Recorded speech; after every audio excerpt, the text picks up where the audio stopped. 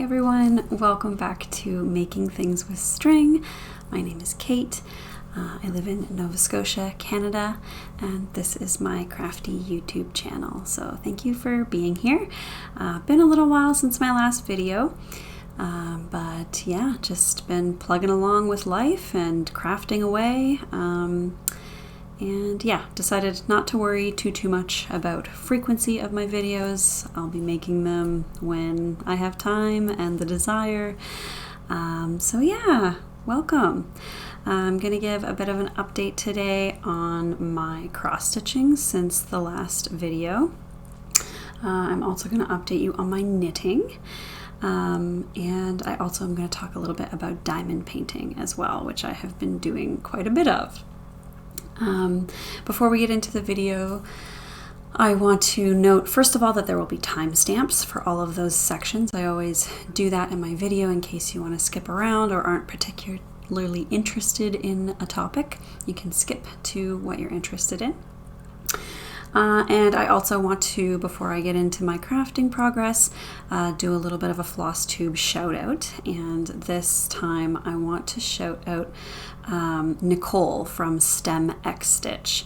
Her channel is actually getting quite popular. Her most recent video was about how she was able to monetize her Flosstube, so that's really exciting for her.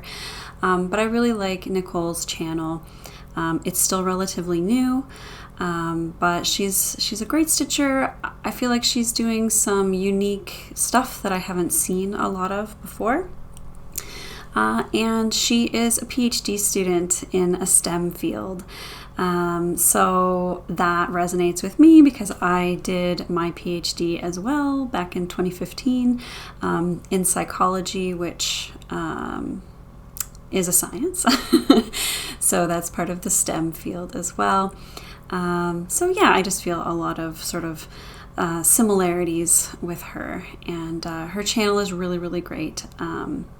So if you haven't heard of her already, I would recommend going to check her out. All right, let's start with some cross-stitching updates. The first thing I want to update about is my WhipGo progress, or lack thereof. The only WhipGo related project that I have worked on since my last video is the gingerbread house number 2 pattern that I was working on. This is a pattern by Country Cottage Needleworks. And yeah, so hopefully you're seeing some footage here of my current progress on that little gingerbread house. It's stitched on a 32 count linen from Fiber on a Whim. The colorway is called Affogato. And I'm using the called for threads for this. It's a mix of DMC, Classic Colorworks, and Weeks Dye Works. And I'm stitching it 2 strands of thread over 2 fabric threads, so 2 over 2. I love this little piece. I haven't worked on it a lot very recently, even though I have worked on it since my last video. And yeah, it's coming along nicely. I'm looking forward to continuing to work on it at some point this year. But yeah, I have gotten a little bit behind on WhipGo, and that has sort of been intentional. I haven't been cross-stitching as much, so my crafty time has been a little bit more dispersed across other crafts than it usually is. And when I am stitching, I'm really focusing on the next piece that I'm going to show, which is my Modern Folk Embroidery 2023 Stitch Along, the Reaching Skyward. So we'll talk about that in a second, but essentially that's really all that I've been cross-stitching on. So I haven't been wanting to start the new pieces that are getting called in WhipGo. I'm still keeping track of them. I'm still marking them on my WhipGo board, so it's not like I've given up on WhipGo, but for now I haven't done any of the March WhipGo calls. And I actually haven't looked at the April WhipGo calls. It's April 1st right now, today when I'm recording this. So there are new WhipGo calls for the month, but I'll look them up. I'll mark them on my board we'll see how it goes. There's time to catch up. Maybe, if not, then we'll see what I get done by the end of the year. Because I do still want to stitch some of these Christmas ornaments that I put on my WhipGo board. But yeah, I want to keep up with the Modern Folk Embroidery Stitch Along too. I don't want to get too behind on that. All right, so let's switch over to that piece now. So the next update that I have for you is on Reaching Skyward, which is the Modern Folk Embroidery 2023 Stitch Along piece. This piece is being stitched like a little chunk of it every month. So it is April 1st, like I said. I have not quite finished the March section yet. So March was a little bit slow with my Modern Folk Embroidery stitching, but hopefully I'll catch up in April. I'm not too far behind. As a reminder, this piece is being stitched on a 20 count Ada from Roxy Floss Co. This is the parchment colorway. And I'm also using Roxy Floss Co. flosses to stitch this. I'm using the colors The Whiz, which is the sort of dark green tealy color, and I'm using Brass Tacks, which is the brassy color. Yeah, so what else about this Modern Folk Embroidery piece? So currently I'm at 22.7% complete on this piece. That's 10,850 stitches been put into this so far. I looked back at my previous video and I don't have the exact number for what I had done percentage-wise at that point in that video. So I'm going to start trying to keep track of that and let you guys know. Currently, I'm at 22.7%. I think by the end of March, I would have hoped to be about 25% complete. So I'm not that far behind, as you can see, but still not quite where I would have wanted to be. Yeah, we're looking at about 8% per month, 8.3% I think per month to be finished by the end of the year. So yeah, this piece is coming along so great, and I'm still so enjoying stitching it. I'm really enjoying now that we're really fully into this structure, this big structure that makes up the piece. Sometimes there's some great little detailed stitching, but sometimes I just have to go all the way across in a straight line with one color all the way across the piece. And so there's some mindless stitching mixed with some thoughtful stitching, and I really like it. I really like it so far. And my deer, I finished the deer. They're so cute. Yeah, super happy. Oh, another thing that I'm planning on doing with this piece that I haven't actually started yet because I haven't gotten to a motif that I'm going to do this for yet. But I decided that I wanted to swap out some of the snowflakes that are around the structure with initials from my family tree. My mother's mother, my grandmother, my Mimea, passed away earlier this year at the end of January. And so obviously I was stitching this piece then, and this made me decide that, it's like a tree themed piece, reaching skyward. And so that made me think of my family tree. And so I'm going to put some initials of all my grandparents and my parents' initials. So on one side, it'll be my dad's initials and his parents. And then on the other side, it'll be my mom's initials and her parents. So I haven't actually input those yet, but I'm just going to be using the letters from the chart. So at the bottom of the piece, there's a phrase. It'll be the same lettering, just with initials. And it's going to replace some of the snowflake, star, flower motifs that are around the outside of the piece. So I'll be doing that. I'll be starting that soon. I think some of those snowflakes are in the April section.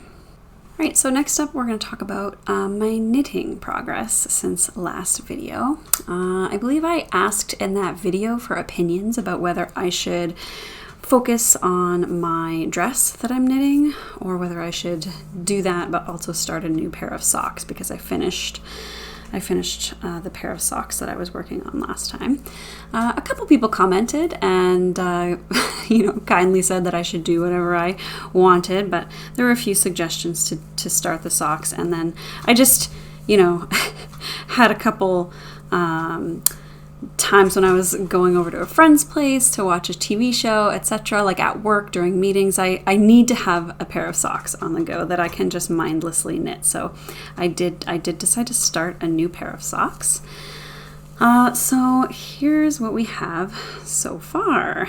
This yarn is by Nerds with Needles.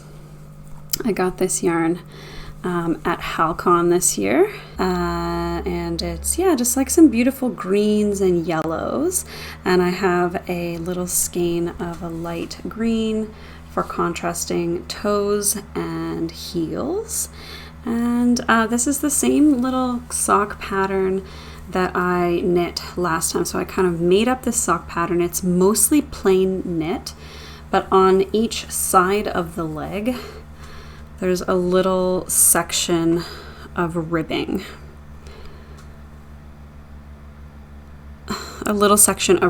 So just one by one ribbing on either side, which will give the sock a little bit of stretchiness.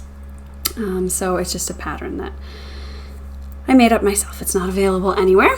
And yeah, I'm knitting this, as you can see, on some 9-inch circular needles. These are ChiaoGoo, and I think they're size US size 1, US size 0, 2 millimeter little 9-inch circular needles. I love knitting on 9-inch circular needles for socks. I can also do the magic loop method. I think you guys have seen me doing that before. And yeah, I don't know. I like the 9-inch circulars a little bit better, I think. Magic loop is fine, but this just feels so quick, like you're just constantly going. You never have to adjust your needle. So love these, and they're coming along great. So I've got like a little over half of this sock done, and yeah, that's my progress on my sock knitting. Always got to have a pair of socks on the go. All right, so my other knitting project is the Leona dress that I am knitting. This is a free pattern on Ravelry. Caveat, it is in Norwegian, so you'll have to do some translating if you don't speak Norwegian, but that has worked out fairly well for me so far. Not entirely done the dress yet, so we'll see. But yeah, I'm just gonna show you what I've got. So here we are. Let's stand up. Here's the bottom, and you can see it's gotten quite long, and this side I have finished up to the neck. So that's what that looks like. So this this dress is knit out of some Advent yarn that I got. It was the Vista Fade Advent calendar by Hue Loco. So the yarn is mostly Hue Loco yarn. So up until this bigger band of blue is all of the mini skeins from the Advent calendar. This band of blue is the tonal solid skein of yarn that was the Christmas Day skein for that Advent calendar. So once I got through, so this is sort of split at the armpit, and then once you get there, you're knitting back and forth to do the front and the back panel up to the ribbing and the neck. And then there'll be sort of a tiny little bit of ribbing around the sleeves to join everything together, and then some seaming along the shoulder. So as you can see, I had imagined that I would just knit the whole top of the dress in this blue, but I got to around here and weighed the rest of the yarn and realized that I was about halfway done that skein, meaning I wasn't going to have enough to do the whole top with that skein of yarn.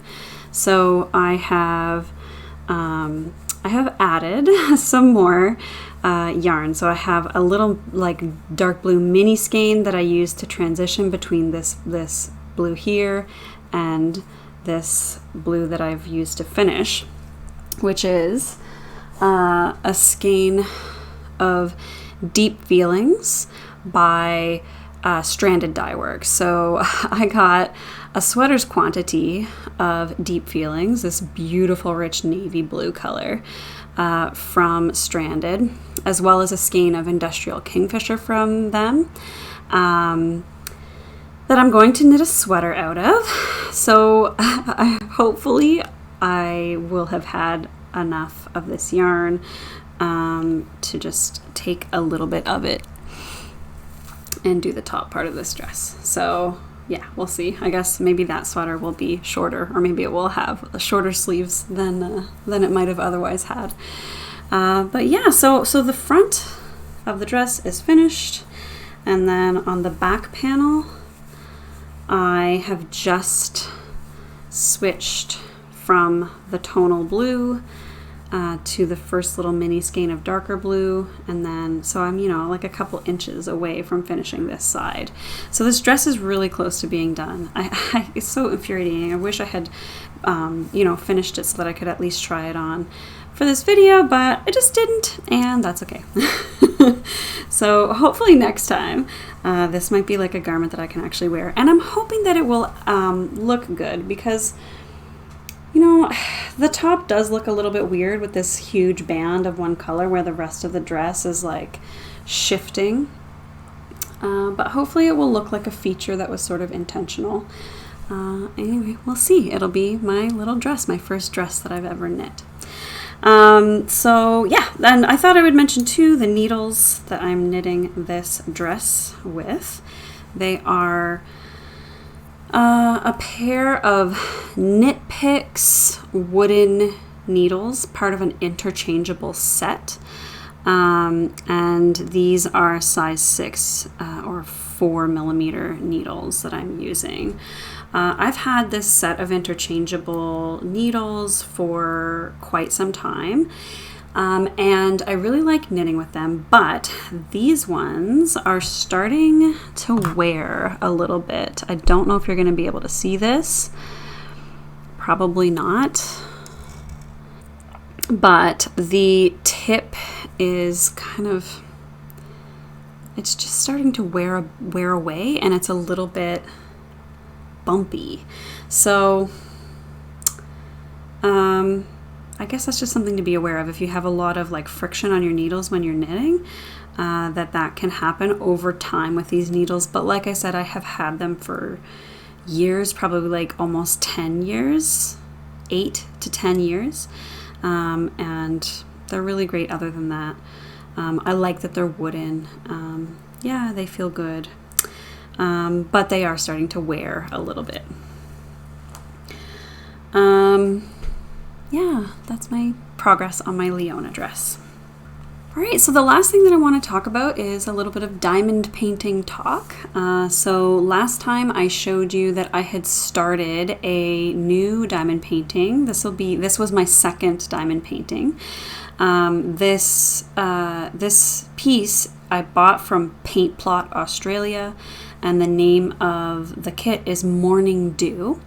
I have finished that piece, so hopefully you're seeing some beautiful footage of that. For now, I have just tacked it up on my wall, but it did come with a wooden frame, which was one of the things that I liked about the Paint Plot kits. So hopefully soon I will be framing it up so that it hangs on the wall nicely in a frame instead of just the canvas with the washi tape around the outside. But yeah, I do think I want to stain the wood of the frame, because right now it's just sort of plain wood, and I think it might look nice stained a darker color. And I might need to sand it a bit. It looks a little rough. So there's some work that needs to be done on that frame before I frame it up. But yeah, this was my first sort of full coverage diamond painting, and this was using square drills, which I really enjoyed. Yeah, and it went pretty well. I did notice I had some trouble near the beginning with some of those square drills like popping out after I had placed them. But once I was a little bit more careful about like inspecting my drills before putting them in. Some of them have like little tags and stuff on them. So I would make sure to get rid of those ones and make sure that the ones that I was placing were really nice, clean drills. Then it wasn't as much of an issue, and I think the piece came out well. Also, in my previous video, I mentioned that I wasn't super sure about the quality of the rendering, and I mentioned that it looked a little bit more pixelated than I was hoping. But I think now that more of the piece, well, now that the whole piece is done, and also when I view it from further back, which is how it will be viewed, it looks nice. But yeah, I do still think, it's not as clear or crisp with respect to like the image that's there. It looks a little bit pixelated and a little bit abstract, but I think it's pretty. I like the colors and I like the image, and I'm really happy with it. So since my last video, I decided to purchase another diamond painting kit. Now, this is naughty because I'm supposed to be on a no-buy year or a low-buy year where I'm trying to limit my spending on my hobbies. I'm not saying that I won't buy anything, but that I should be sort of working from the stuff that I have and only buying stuff, new stuff, when I don't have any of that thing in my possession already. This is not the case for this new diamond painting that I purchased, because I have 2 other paint plot diamond paintings. But I was on Diamond Art Club's website, which is, that's my first wrong step, was going to the website. Anyways, I found a diamond painting there that I really liked and wanted to try, and so I bought it. And this is my first Diamond Art Club purchase, and I've heard a lot of good things about them, and it's all true. Like I could tell. I liked my paint plot diamond painting, but the Diamond Art Club one just feels a little bit better in every aspect. Every little kind of characteristic is just slightly better than the paint plot, with the exception of the fact that there's no frame that comes with this piece, although I don't know how they would have done that, because this piece is like 4 feet tall. So the piece that I got, it's called Kraken number 1. And yeah, like I said, it's a huge piece. It's like almost more than 4 feet tall. It's like 4 feet-ish tall, and it's quite wide as well. But it's sort of a long piece. Anyways, there's this really cool image of a sort of kraken overtaking a ship, and I thought it would be a lot of fun. It looked like it would come out a little more precise than the paint plot image that I bought, and part of that is because it's so much bigger. But yeah, I sort of unboxed that, and I started it. Something that I noticed about the Diamond Art Club kit, it has this great toolkit. Slightly better components than what came with paint plot. It included some tweezers, and some washi tape and a little magnet to hold down the piece of cellophane or whatever while you're working on a section. So it has some nice stuff. However, it also had some little Ziploc baggies to hold the diamonds in. However, there were only 30 of those little baggies, and there's something like 60 plus colors in this kit. On top of that, the little baggies were sort of similar in size to the ones I got with paint plot. So the paint plot ones came in those little bags. And so they're pretty small little baggies, and many of the colors of diamonds had like way more diamonds or drills than would fit into one of those little baggies. So I ended up buying some custom not custom. I ended up buying some little twist top circular jars to hold the diamond drills in, and I kitted up my my drills that way. So one of the cool things about Diamond Art Club is that it comes with this sticker sheet with little stickers for each of the types of drills. So it has the DMC number of the color. It has the symbol that that color is going to show up as on your canvas, and the number, like 1 through 64 or whatever, of that drill. And so, yeah, I really like that. But I feel like I had to buy those storage containers in order to do this kit.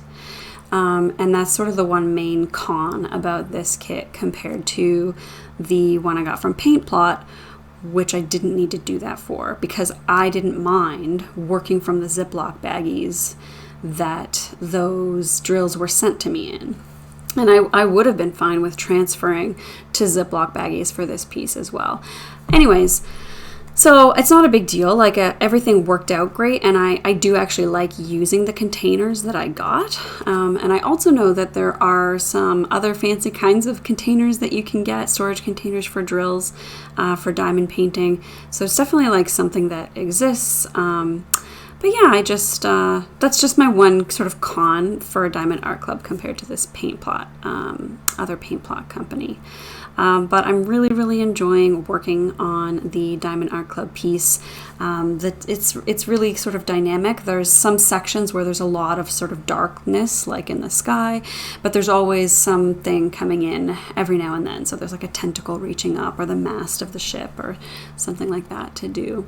There were a couple spots that I've noticed so far in this Diamond Art Club piece that were rendered in a strange way, where there's like some red from the Kraken's body / tentacles that is showing up in places that I don't think it should show up. So I've actually like decided to change some of the placements on this piece. I actually did have to do that for the Paint Plot piece as well. There was this weird little chunk of purple in the middle of the sun, and I did actually end up pulling those drills out and replacing them with yellow. So yeah, I'm doing something similar this time, except I trusted my gut and I didn't place them as called for. I just kind of put whatever I thought should go instead of the red that was charted for there. I think, it's a big enough piece that maybe you wouldn't have noticed at all, but to me, it looked really weird. So that's another sort of memo about the Diamond Art Club piece. But overall, I'm really happy with it, and I would order from them again. But hopefully not this year, because that piece is going to take me forever to do, and I do need to just finish the other 2 Paint Plot kits that I have before I buy more diamond painting. All right, well, I think that is going to be it for me for now. Thank you so much for hanging out with me and listening to me prattle on about my crafts. I hope you enjoyed it. Let me know what your thoughts are about what I'm working on. Let me know what you're working on down in the comments below. Yeah, this is my 10th Flosstube video, so I'm pretty excited about that. And it's also a bit of a milestone because since my last video, I reached the 200 subscriber threshold, so it's pretty exciting. I'm really glad to have a little bit of an audience here to check out the videos that I'm making, and it's really rewarding for me to get to sort of take note of what progress I've made and sort of keep track of that here as well. So yeah, thank you so much for watching, and I will see you in the next video. Thanks.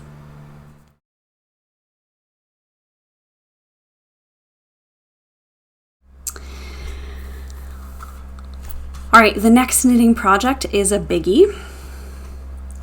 This is a dress. Oh no. Oh no, oh no. Oh god, I just dropped a bunch of stitches. Hold please. Picking up our stitches. There. A few more. One. Whew, alright.